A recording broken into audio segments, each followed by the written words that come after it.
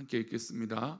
같은 믿음을 따라 나의 참 아들 된 디도에게 편지하노니 하나님 아버지와 그리스도 예수 우리 구주로부터 은혜와 평강이 내게 있을지어다.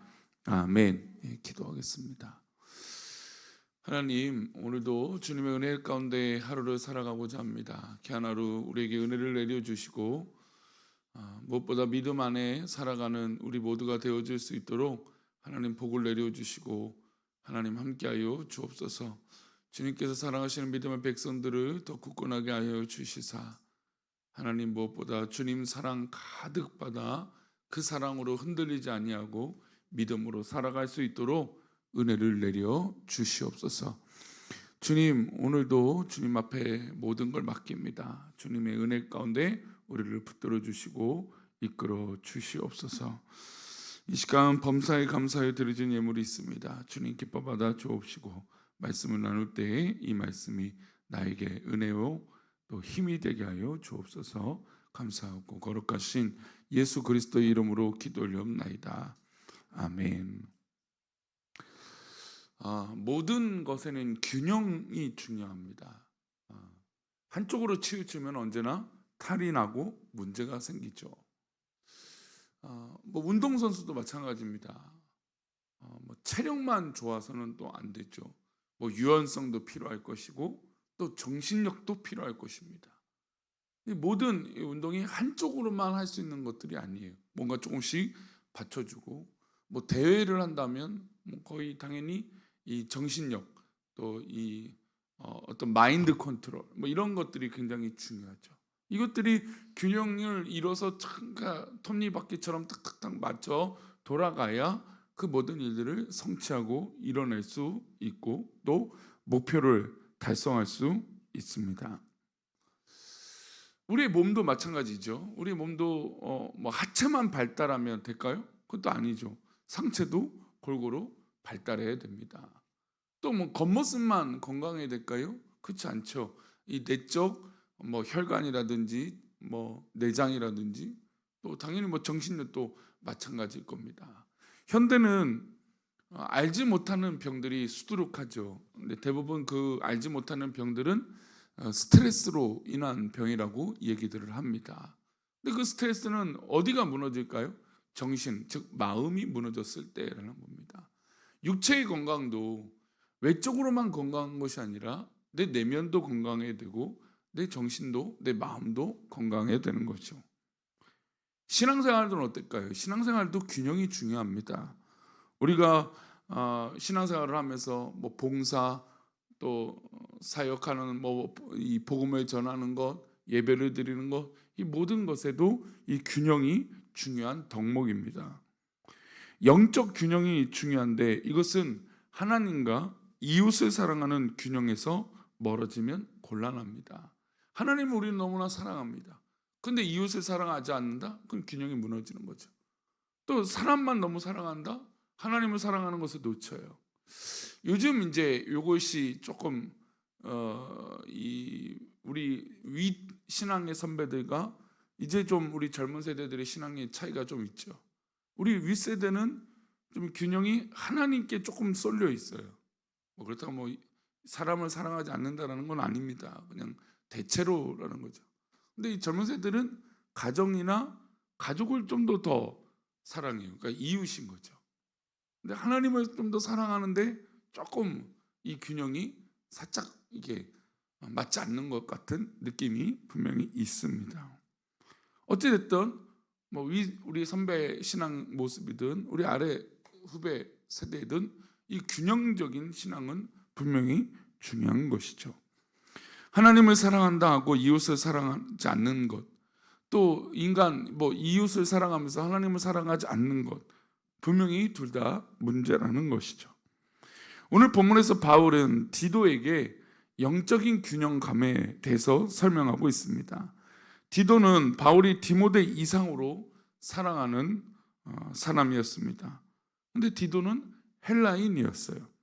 바울이 디도를 만나 회심시키고 그와 함께 복음 사역을 했습니다. 바울이 고린도 교회에 문제가 있어서 눈물로 그 편지를 눈물로 썼습니다. 그 편지를 보낼 때도 디도에게 부탁을 할 정도로 디도를 아끼고 사랑했던 것이죠. 디도 역시 바울의 사랑을 본받아서 헌신적으로 복음 사역을 감당했습니다. 우리 4절 말씀 다시 볼까요? 같은 믿음을 따라 나의 참 아들 된 디도에게 편지하노니 하나님 아버지와 그리스도 예수 우리 구주로부터 은혜와 평강이 내게 있을지어다. 바울은 같은 믿음을 가진 디도, 믿음 안에서 참 아들 된 디도라고 표현하고 평가합니다. 이방인이었지만 복음을 받아들이고 회심해서 바울의 동역자가 되었다는 겁니다. 그리고 그 디도를 바울이 정말 주 안에서 사랑했던 것이죠. 바울은 디도에게 한 가지 중요한 사명을 부여합니다. 5절인데요. 읽겠습니다. 내가 너를 그레데에 남겨둔 이유는 남은 일을 정리하고 내가 명한 대로 각 성에 장로들을 세우게 하려 함이니. 그레데는 오늘날 크레타 섬입니다. 굉장히 큰 섬인데 이곳에서 바울과 디도가 함께 복음을 전했습니다. 함께 복음을 전하다가 바울이 먼저 떠나야 됐습니다. 그리고 그곳에 누구를 남겨놓냐? 바로 디도를 남겨두게 되죠. 그리고 교회가 그곳에 이제 개척되었기 때문에 디도가 그 사역을 하고 또 일꾼을 세워야 했습니다. 일꾼 중에 아무래도 중요한 게 교회의 리더겠죠. 바로 장로입니다. 뭐 현대로 따진다면 목회자요, 설교자요, 또 장로라고 할 수 있습니다. 말씀을 전하고 교회 행정적인 일을 감당하기 위해서 디도가 혼자 할 수 없기 때문에 이 직분자들을 세우는 것이죠. 이번 주 토요일에 우리는 직분을 세웁니다. 사실 직분을 세울 때마다 한편에 참 너무나 감격스럽고 기쁩니다. 또 주변에 우리 어제 이제 개척하신 목사님이나 노일을 해서 또 우리 교회랑 비슷한 규모의 목사님들이 말씀하시기는 야 그래도 사랑하는 우리 교회는 계속 일꾼을 세우니 참 복되다. 자기는 임직식 한 게 뭐 정말 기억이 나지 않을 정도다. 뭐 이렇게 표현하신 분도 있었습니다. 참 감사하죠. 그렇게 일꾼이 세워진다는 건 참 감사합니다. 근데 한편으로는 또 걱정이 되죠. 일꾼은 일꾼다워져야 돼요. 하나님 앞에 쓰임 받는 일꾼다워져야 되는데 우리가 좀 그러지 못할 때가 좀 느껴지죠. 좀 그래서 좀 아쉬워요. 정말 이 직분을 사모하고 하나님 일꾼 되어지는 것을 믿음으로 수납하고 하나님께 영광을 돌리고 또 이웃에게 복음을 전하는 이 사역에 그저 그냥 아무런 부담감 없이 그 직분을 받아서는 당연히 안 되겠죠. 직분을 이미 받은 우리도 우리가 왜 직분을 갖고 있는지 그것을 늘 고민해야 될 줄 믿습니다. 디도에게 이런 중요한 사역을 부탁을 했습니다. 그러나 사람을 세우는 것이 쉬울까요? 쉽지 않겠죠. 게다가 크레타, 이 그레데 섬에는 참 여러 가지 어려움 중에 이런 문제가 있었습니다. 12절을 보겠습니다. 그레데인 중에 어떤 선지자가 말하되 그레데인들은 항상 거짓말쟁이며 악한 짐승이며 배반을 위하는 게으름뱅이라 하니 배만 위하는 게으름뱅이라. 그러니까 그레데인들은 늘 거짓말하는 거예요. 또 이게 약간의 이제 두 가지가 다 포함된 거예요. 하나는 진짜 거짓말, 말만 하면 거짓말하는 사람이고 한쪽으로는 또 위선인 거죠. 아닌 척하는 거짓말쟁이. 그런 사람들 만나면 참 어렵죠. 그러니까 복음을 전하는데 속내를 말하지 않는 사람들을 만나면 참 어려워요. 그러니까 속마음을 얘기하고 이렇게 하면 기도가 필요한 걸 느끼니까. 그래서 그 사람에게 기도를 표현하고 하는데 요즘 젊은 사람들이나 이렇게 복음을 전하다 보면 속마음을 말하지 않고 그냥 아닌 척하는 경우들이 느껴져요. 그러면 도대체 이 사람들은 어떤 마음일까? 이제 궁금증이 생기죠. 영적으로 거짓말하는 거죠. 악한 짐승 같다 해요. 그러니까 뭐 또 때로는 달려드는 이 으르렁거리는 그런 짐승 같고 자기 배만 위하는 게으름뱅이라고 말하고 있습니다. 이런 사역을 디도가 감당하기가 당연히 쉽지 않았을 것입니다. 그런데 이런 어려움 때문이라도 바울은 디도에게 일꾼을 강력하게 세우라고 말하고 있습니다. 왜냐하면 디도의 입장에선 아니 이런 사람을 세우면 이런 습성의 사람들을 보면 어떻게 감당할 수 있을까? 쉽지 않겠죠. 근데 그럼에도 일꾼을 선별해서 세우라는 겁니다. 먼저 이웃에게 인정받는 사람이라는 겁니다. 6절인데요. 함께 읽겠습니다. 책망할 것이 없고 한 아내의 남편이며 방탕하다는 비난을 받거나 불순종하는 일이 없는 믿는 자녀를 둔 자라야 할지라. 이게 굉장히 중요한 이야기입니다. 우선 이웃에게 인정받기 위해서 가정생활에 문제가 없어야 됩니다. 한 아내의 남편, 방탕한 일이 없는 믿음의 자녀를 둔 일꾼을 세우라는 것이죠. 이런 사람을 세워야 선한 영향력이 흘러갈 수 있습니다. 또 8절을 보겠습니다. 오직 나그네를 대접하며 선행을 좋아하며 신중하며 의로우며 거룩하며 절제하며 이웃에 대한 덕목이죠.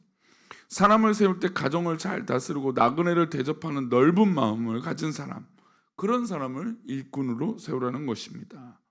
인색해서는 안 됩니다. 교회 생활을 하다 보면 이게 늘 경계예요. 베품과 챙기는 것. 근데 늘 베풀어야 되는 건 알겠지만 나만 이렇게 손해를 보는 거 아닌가? 인색해져요. 근데 인색해지면 내 믿음도 내 마음도 또 인색해지는 것 같아요. 그 사람을 보면 또 그렇거든요. 여러 가지 이런 고민들이 있어요. 그럼에도 불구하고 우리는 하나님 주신 은혜로 베풀어야 합니다. 나눠야 되는 것이죠. 있으나 없으나 그렇다는 것입니다. 또 그런 사람들이 일꾼이 되어져야 된다는 겁니다. 이 그레데 섬에 사는 사람들에게 복음을 전하는 일이 용이하도록 서로 돕고 나누고 섬겨야 된다는 겁니다. 이웃에 대한 관계는 기본으로 하고 하나님 관계가 좋은 사람을 세워야겠죠. 7절입니다. 함께 읽겠습니다. 감독은 하나님의 청지기로서 책망할 것이 없고 제 고집대로 하지 아니하며 급히 분내지 아니하며 술을 즐기지 아니하며 구타하지 아니하며 더러운 이득을 탐하지 아니하며. 하나님의 청지기인 사람은 이런 모습인 겁니다. 책망할 것이 없어야 돼요. 제 고집대로 하지 않는 거예요. 어제 이제 말씀 가운데 이 소신과 고집에 대한 말씀을 어제 새벽에 이야기를 잠시 나눴죠. 내 뜻대로 하는 건 고집이죠. 그러나 하나님 뜻대로 하는 건, 말씀대로 하는 건 소신입니다. 근데 신앙인들에게 함정은 내 고집인데 소신인 척하기 때문에 어려운 거예요. 내 고집인데 하나님 뜻인 양 행동에서 문제가 생기죠. 목사들이 대표로 그렇죠. 목사들이 늘 옳은 게 아닌데 자기 고집대로 얘기하면서 하나님 말씀입니다 이러면 성도들도 할 말이 없잖아요. 이게 굉장히 정말 독과 같은 자리인 거죠. 우리 성도들도 마찬가지입니다. 내가 하나님의 말씀을 나누는데 이야기를 하는데 자기 생각을 말하면서 마치 하나님이 주신 것처럼 착각해요. 고집이죠. 그러면 안 된다는 겁니다. 그리고 급히 분을 내지 아니하는 거예요. 또 술을 즐기지 아니하는 거예요. 제가 주일날 고민이 됐었어요. 한 가지 제 스스로. 근데 이 주일날이 무슨 날이었습니까? 부활절이었잖아요. 부활절 때 이 고민이 너무 커지면 안 될 것 같아서 싹 일단은 어떻게든 넘겼습니다. 부활절이니까. 근데 좀 고민이 계속 되더라고요. 생각이 계속 쌓여요. 이게 이러면 안 되는데 이제 그런 고민이 있습니다. 그래도 급히 분을 내지 않는 것이 덕이 되겠다 생각이 됩니다. 요즘은 시 화를 냅니다. 엊그저께 보니까 층강 소음으로 이제 그 분이 쌓여갖고 불을 질러서 자기도 죽고 이런 큰 화재를 냈던, 참 안타까워요. 이 분을 못 참죠. 요즘 시대에 교통사고도 요즘 보면 분풀이를 하더라고요. 참 안타까운 생각이 듭니다. 이런 어려움이 있을 때 이런 마음을 다스릴 수 있는 것, 이거 굉장히 중요하죠. 교회에 문제가 생기면 하나님 영광을 가리는 것이고 이웃에게도 덕이 되지 않습니다. 손가락질 받는 공동체가 되죠.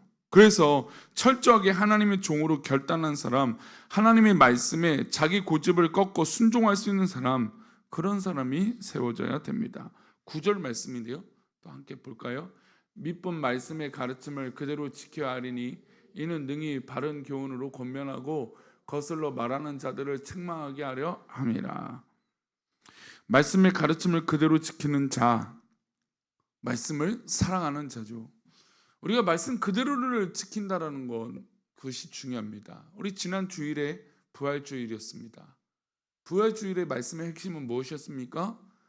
우리 주님이 살아나신 것이 역사적인 사실이고 우리 모두에게 믿어야 되는 사실이라는 겁니다. 부활의 주님이 빠지면 우리 신앙은 존재할 수가 없어요. 그것을 믿지 않으면 우리는 흔들리게 됩니다. 헌신하는 것, 교회에서 봉사하는 것, 예물을 드리는 것, 이 모든 것들도 이 부활의 주님을 만나지 않으면 여러분 가능하지 않는 것이죠. 그러니 오늘 이 말씀을 우리는 꼭 기억해야 됩니다. 말씀을, 가르침을 그대로 받아들이고 그 교훈으로 살아갈 수 있는 그런 믿음의 능력이 우리 이 새벽에 기도하시는 우리들 가운데 있기를 축원합니다. 우리 이 새벽에 나오신 분들은 그래도 하나님의 일꾼이죠. 참 그런 귀한 분들입니다. 그렇다면 하나님 일꾼답게 이 주어진 이 디도에게 당부했던 바울 사도의 당부를 잊지 마시고 그 말씀이 나의 말씀 되시기를 축원합니다. 기도합니다. 하나님 아버지, 참 어려운 시대입니다. 영적으로도 무너지고 무엇이 옳은 것인지 하나님 말씀대로 살아가지 못하는 그런 모습이 있을 때도 있습니다. 그러나 하나님 이 새벽에 우리가 기도하는 것은 어떻게든 그 말씀을 내가 붙들고 그 말씀대로 살고자 하오니 우리 영원히 살게 하여 주시고 우리 모든 것이 믿음 안에 살아갈 수 있도록 은혜를 내려 주옵소서. 주께서 사랑하시는 믿음의 백성들을 더 굳건하게 하여 주실 것을 믿사옵고 오늘 하루도 그렇게 인도하여 주옵소서. 예수님의 이름으로 기도하옵나이다. 아멘.